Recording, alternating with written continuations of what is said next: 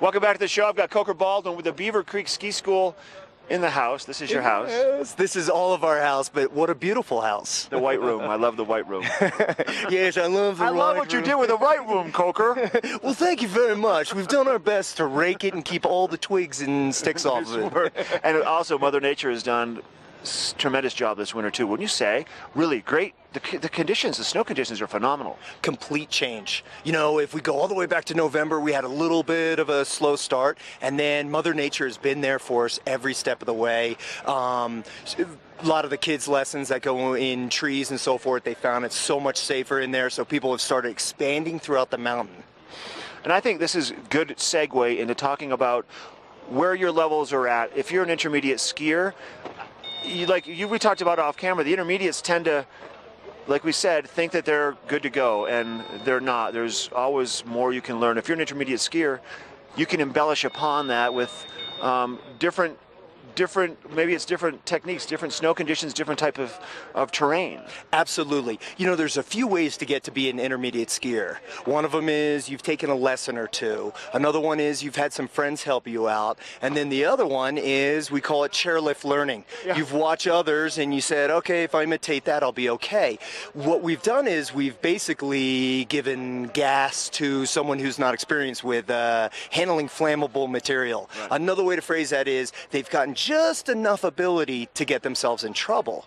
So on a safety aspect, we really ask that the intermediates keep taking lessons to make sure that, one, they're safe for themselves and for their body, and then that they're also safe for others out there on the hill. If we get going fast, it's amazing how fast we can get going. We think we can handle it, that's where we get into trouble.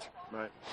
And I heard a study talking about skier injuries, and the largest number of injuries come from that category, that intermediate category, because the beginners are timid enough to be slow and aware. The experienced guys, they're in their own little world anyways, because most of those people know what they're doing, but it's that intermediate category that tends to get injured because they push themselves beyond their limits, you know? Yeah, it's so interesting. We don't want to be critical, but it's not hard to go fast. I mean, the skis want to point themselves down the hill. Sure. So you'll see people who are going straight down the hill, and they've got that ability, and then they've got the ability to come and go to a stop.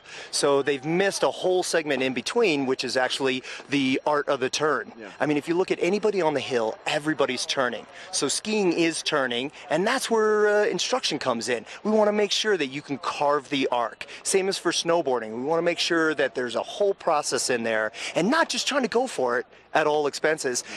Not just to your own body, but to others out there. And I really got to stress it. You see the intermediates, they're not always using the boots correctly and the equipment correctly, at least on the ski side, and that's where they get into trouble. Snowboarders, you see them on the back foot. That's where you end up picking up speed. So there's all these little things there that it's so important for our safety, all of our safety. Yeah.